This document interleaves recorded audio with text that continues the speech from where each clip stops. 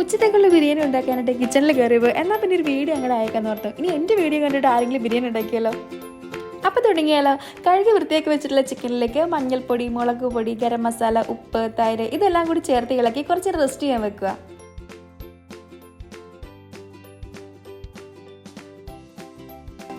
ഇനി നമുക്ക് ചിക്കനിലേക്കുള്ള സവോളയും പച്ചമുളകും ഇഞ്ചിയും തക്കാളിയും പുതിനയില, മല്ലിയില ഇതൊക്കെ ഒന്ന് അരിഞ്ഞെടുത്താലോ.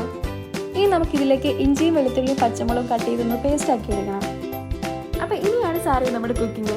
ബിരിയാണി വെക്കാനായിട്ട് എടുക്കുന്ന പാനിലേക്ക് എണ്ണ ഒഴിച്ച് അതിലേക്ക് കറുവാപ്പട്ട, ബേ ലീവ്സ്, ഗ്രാമ്പു ഇതെല്ലാം കൂടി ഇട്ട് ഇളക്കി നമ്മൾ സവോളയും കൂടെ അതിലേക്ക് ഇട്ട് നല്ലോണം ഒന്ന് വഴറ്റിയെടുക്കാം. സവോള വഴണ്ട് വരുമ്പോഴേക്കും നമുക്ക് നമ്മളുടെ റൈസ് കുക്ക് ചെയ്യാൻ വെക്കാം. അപ്പോൾ ഒരു പാത്രത്തിലേക്ക് നെയ്യ് ഒഴിച്ച് ഗ്രാമ്പു, പെരിഞ്ജീരകം, പട്ട, കുരുമുളക് ഇതെല്ലാം കൂടി ഇട്ട് ആവശ്യത്തിന് വെള്ളം ഒഴിച്ച് റൈസ് ഇട്ട് നമുക്കൊന്ന് വേവിക്കാൻ വെക്കാം.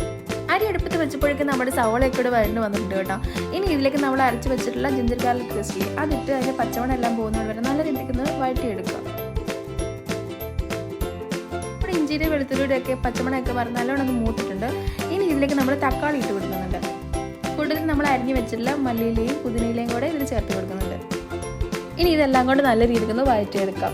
പിന്നെ കുക്ക് ചെയ്യുമ്പോൾ പ്രത്യേകം സൂക്ഷിക്കുക, ഒരുപാട് ധൃതി പിടിച്ചൊന്നും ചെയ്യാതിരിക്കുക, മാക്സിമം റിലാക്സ് ചെയ്യാൻ നോക്കുക, അല്ലെങ്കിൽ ഇതുപോലെ ചെറിയ ചെറിയ പരിക്കുകളൊക്കെ ഉണ്ടാവും കേട്ടോ. അപ്പോൾ ഇനി ഇതിലേക്ക് ചിക്കനാണ് ചേർത്ത് കൊടുക്കേണ്ടത്. ചിക്കൻ ചേർത്ത് കൊടുത്തിട്ട് ലോ ഫ്ലെയിമിലിട്ട് ഇത് വേവിക്കാൻ വെക്കുക. പിന്നെ ഇടയ്ക്കിടയ്ക്ക് എടുത്തുനിന്ന് തുറന്ന് നോക്കിയിട്ടൊന്ന് ഇളക്കി കൊടുക്കണം കേട്ടോ, അല്ലെങ്കിൽ അടിയിൽ പിടിക്കാൻ സാധ്യതയുണ്ട്. നമ്മുടെ ചിക്കനൊക്കെ ഇവിടെ നല്ല രീതിക്കൊന്ന് വെന്ത് നല്ല സോഫ്റ്റ് ആയിട്ട് വന്നിട്ടുണ്ട്. അപ്പോൾ ഇനി ഇതിലേക്ക് നമ്മുടെ റൈസ് ചേർത്തിട്ട് നമുക്കൊന്ന് ദം ചെയ്യാൻ വെക്കാം.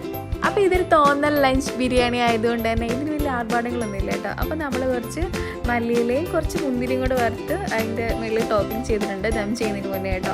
അപ്പോൾ നമുക്ക് ദം ചെയ്തിട്ട് എങ്ങനെയുണ്ടെന്ന് നോക്കാം. അപ്പോൾ നമ്മളുടെ ബിരിയാണി നല്ല അടിപൊളിയായിട്ട് കിട്ടിയിട്ടുണ്ട് കേട്ടോ. കൂടെ ഞാൻ അച്ചാറും പപ്പടം സെറ്റ് ചെയ്തിട്ടുണ്ട്.